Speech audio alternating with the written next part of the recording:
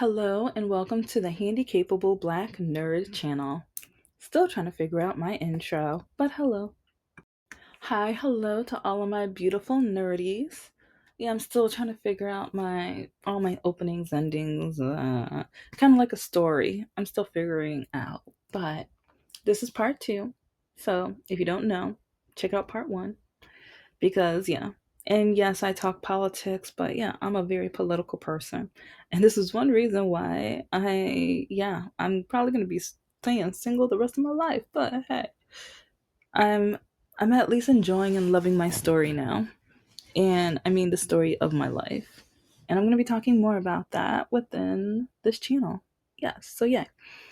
And so okay, let's get out the library tea. Yeah, it's like might be the library tea or the library petty tea.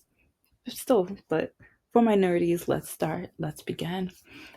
Because, okay, so you already learned a lot of the backstory of writing my book while I was with my ex boyfriend, Mr. Noteheart. And at first, it was a standalone.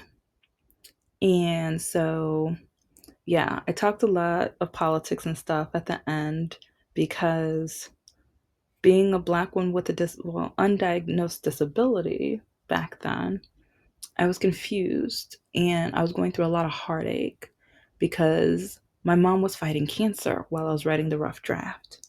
And like a lot of the trauma, I was starting to write a lot about a lot of the trauma that within my character and but not too much because part of me I was like, if I publish this, I didn't want to get in trouble or kicked out or disowned by my parents. Like back then, I still felt like I had to be the good Christian daughter, and I had to obey because like they brought me up and the church brought us up where you have to do what your parents say.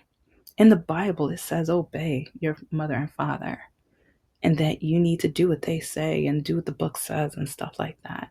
So even though I learned about a lot of the lies and a lot of the deceit and misinformation that was coming from this church, it still really hit hard because oh my mom, if you've been listening, you already know.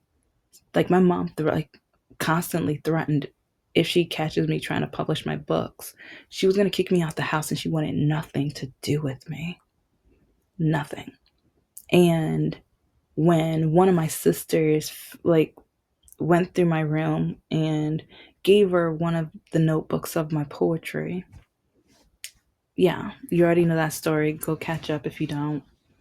But so many times she like, cause one time she told me cause when she was like, "Oh, you're not writing anymore, are you?" And I told the truth. I was like, "Yeah, I'm still writing." You better bring down some of your writing right now. I want to read what you're writing. And she said it just like that. Okay. So I went to my room and I was like, crap, what am I going to show her? It's like either a children's story or a poem. What am I going to? So I chose one of the poems. I took it down. I showed it to her. You better stop writing. Your writing's too sad. Your writing's too emotional. It's not what God would want you to write. You're not going to bring any blessings. You're not going to bring anything good to your life with stuff like this. So you better stop writing. You better stop. Like, and if I catch you trying to publish, you know you're not going to be in this house anymore. You're never going to get anywhere with this. These are the things she would tell me on a constant basis. No one's ever going to read your writing. No one's ever going to care what you write. No one's ever going to think anything of you. Over and over and over again. So I was writing this while she was fighting cancer. I'm very emotional because, like, I want her to survive. I wanted her to live. She didn't. She passed. But I wanted her, like, even though we had such a terrible relationship, I was writing the novel, and, like, part of me, I was hoping, okay, maybe once she survives and I finish this, I can show her I have talent. I can show her also the pain that I've gone through. And because of the church and because of what the church taught her, what the doctors told her. And so I thought maybe, in a way, this art piece, because to me it's an art piece, this can show her my trauma and show her the development of what I've become. And yeah, she never read it. And there is my very first book, technically, she got it read too. I asked my oldest or my older sister, yeah, older, not oldest, sister, to read my first children's book to her while she was just about brain dead at this point. She couldn't talk back or respond. But and some people are gonna be like, why didn't you read it to her? Each time I went in the room, she yelled at me and put me down and like it wasn't a safe place for me. And after all of the awful memories I've had of her, I didn't want any more. I didn't want any more awful memories of her. I had enough in my mind. And till this day, that's all. Like, I sometimes I'm like, okay, remember, there were good times, there were good moments. But then it's flooded with bad, flooded with negativity, flooded with the awful, terrible judgments and how she was hoping that I would fail. Yeah, she did. Like, some people are like, oh, no, she didn't. No, she did. If you don't know, catch up on the other channel. So, one reason I was like, I didn't publish it because, yeah, I finished the rough draft, but it just didn't feel like it had the full heart to it. And so, after she passed away, like my walking was getting terribly worse. And I kept going to the doctors. And if you don't know, watch What Makes a Villain and the one about Dr. George Cirilli. I say his name because it's the truth and he knows what, like, everything that I said. Yeah. I like, and I'm going to talk about him some more and about other doctors too. Oh, yeah, I'm going to drag these doctors. I'm going to drag these doctors because the pain I had to go through for decades. And it's their, like, I shouldn't have had to go through that pain because I ended up with mental, physical ABUSC for decades. And putting some of that pain into the character, it hurt. Like, sometimes I felt so bad for my character because but it's what I went through. It's the heartache that I went through. But then I've kind of felt like with parts of it, I didn't want her to go through any more pain. So I ended the novel the way I did because I was like, you know what? No, I don't want her. Like, but at the same time, no. Mm-mm. Especially near the end, or right before the surgery, I realized, no, this isn't good enough. I liked my ending, but I didn't love my ending. And there was so much that was missing because I was watching booktubers and so many booktubers because that's another reason I was just going to end it the way I did it as a standalone because so many booktubers are like, I'm tired of these series. Can we just have one book? Can we just have one book stand alone? Why does everyone feel like they need to write a series? This is ridiculous. I don't want to read all these pages. I don't want to do this. And once I read one part, and then it takes about 6 months to a year and a half for the second part. So then I feel like I have to reread the first one to understand the second one. And guess what? There's a third one. And so that got me nervous because some of the booktubers were even saying they're not going to read another series. And being in marketing and advertising, I'm like, okay, so they're saying they're not going to read a series, so I need to write a standalone. And that's one reason why I was trying to write it as a standalone. And there were so many notes I had about the symbolism and the characters, but I didn't want to expand on it because I'm like, okay, no, this needs to be a standalone. And I need to make sure it's not too long.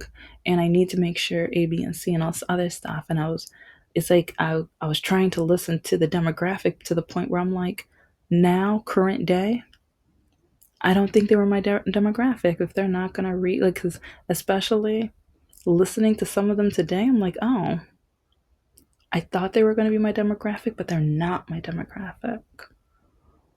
And especially once we started hearing about Black Lives Matter and some of the history and some of the things going on in this community and paying more attention to the books that some of them read, I'm like, they were not my demographic. And also like, and one thing that kind of proved to it, I mentioned how one of the last college classes I was teaching, I trusted a group of girls, and I'm so like, they were amazing. It's like I wish I gave them the first half a little earlier, but it's like I didn't.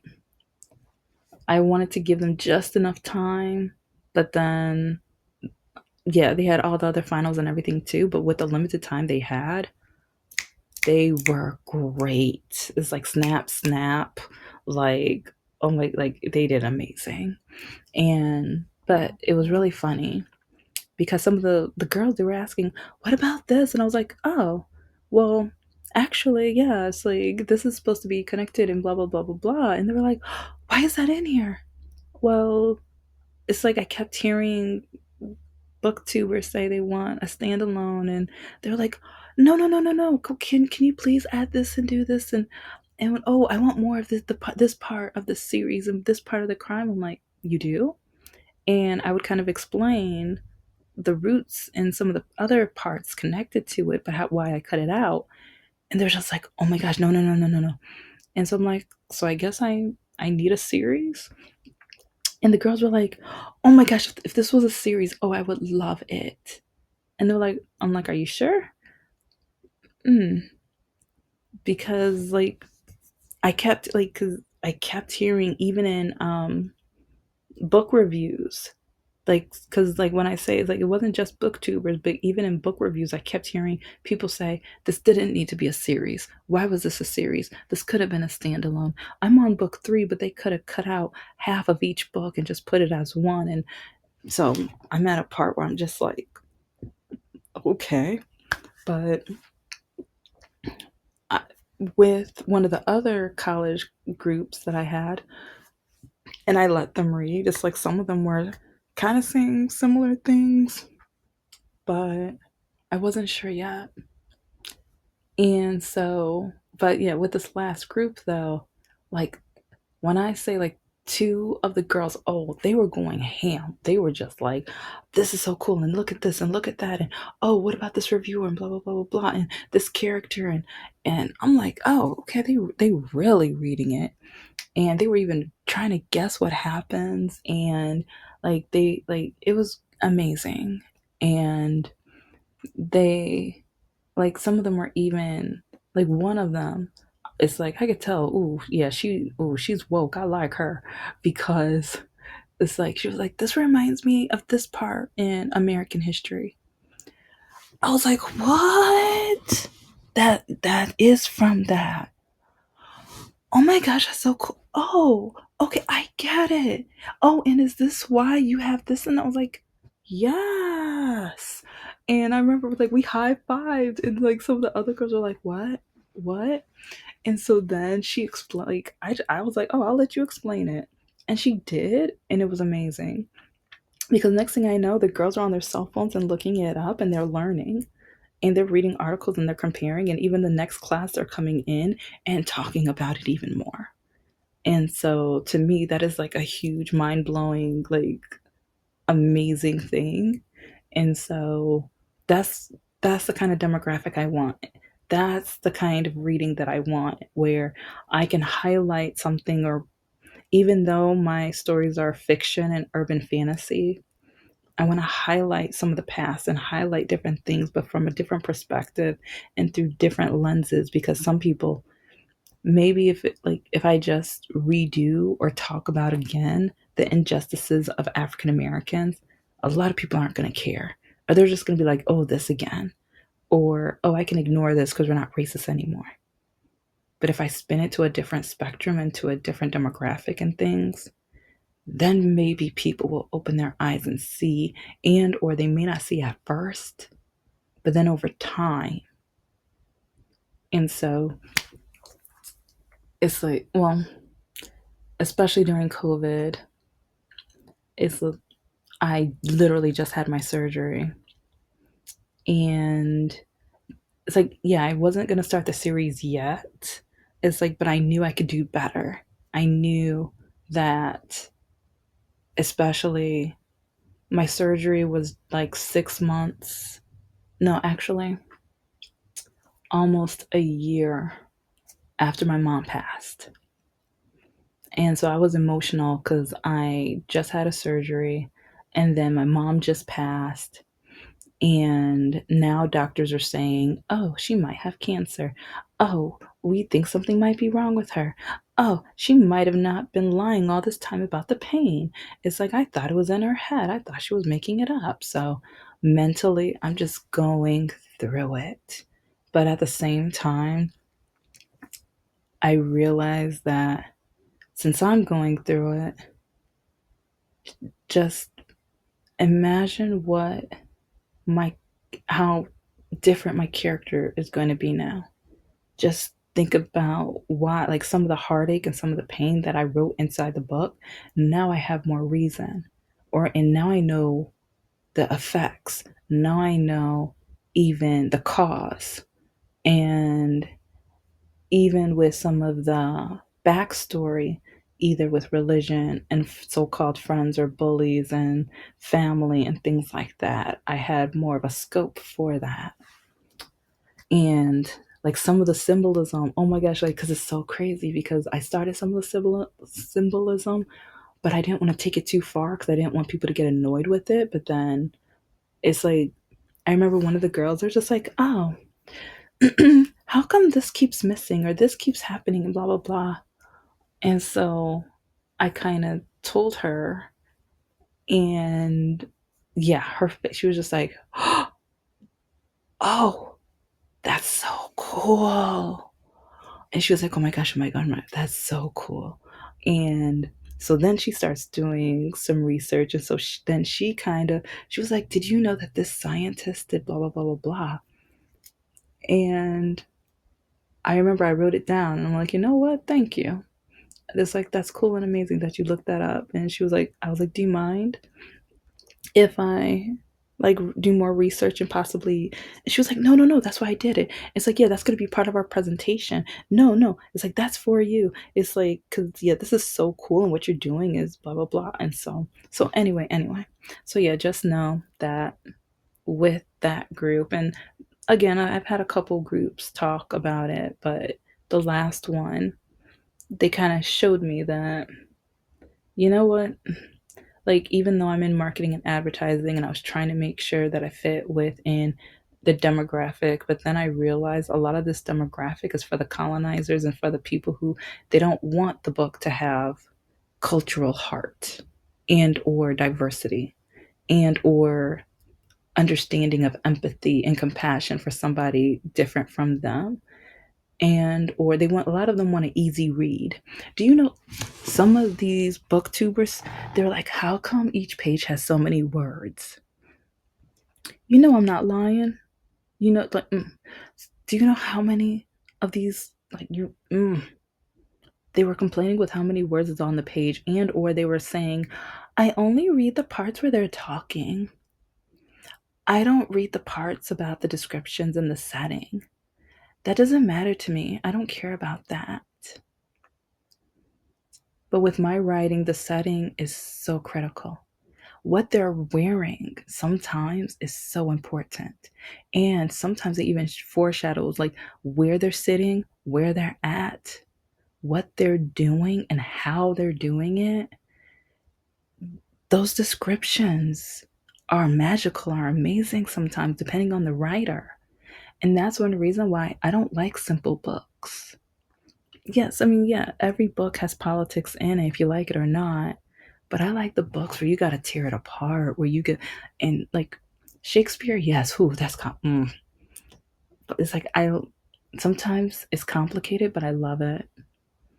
I remember back in college when I took Shakespeare, I loved that class, and I love like some question the professor a little bit because I'm just like, mm, are you with us or are you like? Because I don't know. It's just there were a couple times where like as a black person I would witness something with another like one of the other black students would say or do something whatever, and I would see his facial reaction. I'm just like but I'm like, you know what, I'm just here for the class and I'm about to graduate so peace out. So yeah, I was at that point. I was at that point. Okay, okay. So but I was all into the subject, and I remember there was a couple of days I was like in the first or second row, and I think we were reading As You Like It, and a lot of the students they weren't reading it, but and I felt like I was like, okay, I'm not the teacher's pet, but he kept asking questions, and like I was going so deep into it. I was like I kept raising my hand and saying different things and talking about the symbolism, and it's like his face, he had like the type of face when you tell the kids they're going to McDonald's and getting that happy meal. That was the kind of facial expression he was like so happy. But it's like those are the kind of books I love, when you have to reread and tear it apart and analyze and think about why did they say this? Look at the symbolism, look at the past, oh my gosh, look at the future. Let's reread this back in this chapter. I love that. To me, it's like I don't like books that are just like, oh, okay, yeah, I read it and yeah, it's about blah blah blah blah. Like no. And so I want to make sure that I was like, I'm not Shakespeare whatsoever. But at the same time, I want at least a little complexity. I want people to have to keep thinking. And even when they do reread it, I want them to be like, oh my gosh, I didn't catch this. I didn't notice this. And even, oh, the way that this character speaks, like I want them to notice different things, and that takes a lot of time and energy, especially while trying to create, like, with my business goals. I'm trying to create the candle business and the greeting cards, and also with the children's books. I have 4 or 5 children's books that are still not published, and now I need to republish my first children's books. And I've already talked about how I started publishing and why when I published, I didn't follow any of the marketing advertising rules. I didn't think I had any time. Doctors were like, "Oh, she might have." And yeah, cancer is a monster. It's a terrible, awful, disgusting monster. Like we like our country doesn't want to do as much research on. Like, see, yeah. Sorry, that's gonna be back on the other channel, but I'm going to be writing more stories that even emphasize on the medical trauma that some people, especially Black people, face, and the miscommunication and the need for research, the need for knowledge, and the need for understanding other cultures, especially in the medical room or in the doctor's office, because we need that. And I'm hoping that my books can kind of show the trauma that happens when they're not listened to, when everyone just wants, like, especially when I write my characters, I'm not just going to write this character has a disability. That's going to be part of her story, but that's not going to be the plot of the story, because I want to show the readers, even though we have a disability, we have lives just like anybody and everybody else. We have a life, but we live our life with our disability, but our disability is not our life. We have an opportunity to live like everybody else. And also, even though we have a disability, we're not lazy. We want to work. Like, depending on our disability, we, like, can we achieve, or can we be? So many people want to judge me or look at me or tell me what I'm capable of doing just because. Some do it because I'm a woman, some people do it because I'm black, a lot of people do it because of my disability. And I've been told that I'm never going to find love because of my disability. So I want my characters are going to go through some trauma. It's not going to be easy because, yeah, dating with a disability, especially a visible disability, is not. But now that I'm hearing that it's trending where men are looking for women on the spectrum, but it's disgusting reasons, it's pathetic reasons, it's red pill reasons. So I'm going to be talking about that too. But yeah, I'm not just going to be talking about the character's disability. You're going to read about characters with disabilities, but they're living their life. And yes, I'm going to show some of the trauma, some of the trouble, and things like that with it, because that's part of the life. And I'm going to show how people treat them differently. I am. I'm going to show the truth, my truth too. Like, yeah, of course, my truth. And some people are not going to believe me. That's one reason I have Patreon. See, that's another stream of income. So, yeah, my goal is to try to create 7 to 8, maybe more, but 7 or 8 right now, streams of income. Because being someone with a disability, and especially now the government wants to take away Social Security, Medicaid, and Medicare, I need to make sure I'm taking care of myself. Like I said, so many people think we're lazy. So many people say we don't want to work. So many people say oh, you just need to stay in the house. It's like they don't know the days of the ugly laws.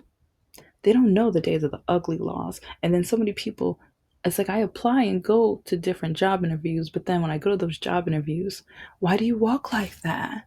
Is that permanent? Are you going to get that fixed? Why don't you get surgery? Oh, you must just not have met the right doctor. Oh, are you faking this? Are you performing? Oh, I don't see. Our clients are just going to be distracted by how you walk. I get that. Or, oh, so you have these degrees and you walk like this? I need to see your transcripts. Wow. Real? Do you know how many jobs said that, like, either after they saw that I was black or have a disability, they need to see my transcripts? Do you know how many of the, like, oh, when I was teaching at clearly a mistake of a college, because I had the interview virtually. They hired me within an hour and a half after the interview because they said how talented and how qualified I am. But the first day of class, when he saw me with my disability, he ignored the dean. The dean ignored me for the rest of the semester. So just imagine, like, oh, when I write my characters, I'm writing my truth. I'm writing, like, it's going to be in different phases, in different areas, and different characters. But I'm putting my reality because I know how it feels. I'm going to put the racism, the ableism, and the sexism within the stories because I lived it. I'm making sure you see the good, the bad, the ugly, the stupid, the ignorant, the poorly educated. I'm going to show all of it, the amazing too, because I am blessed. Yes, it sucks having a disability and everything because of how I'm ridiculed and looked down on, but at the same time, I have I have fought and been through so much. So many people have downgraded me and put me down and so many people called me a liar and they didn't hire me and things like that, but then I've still gotten as far as I could, or like with the ability and with the, like, it's sometimes when I'm so down and out, I have to remember with how far I've come and all of the amazing things I've done and all of the goals I have for the future. But I'm so excited because you guys are going to be learning more about my candles and my children's books and my novels and the greeting cards and the activity books and the Patreon and the YouTube channel and more. And I'm excited because this comes from my heart and none of it's going to be resold. Like, it's not going to be just generic, blah, blah, blah. It's from my heart. From some of it's like, I can't draw. So my greeting cards, that art's AI. You may not like that. At least I'm honest. At least I'm honest. Okay. I'm out of time. But I will see you beautiful nerdies very soon. Thank you for listening to the Handy Capable Black Nerd. I love and adore. Take care.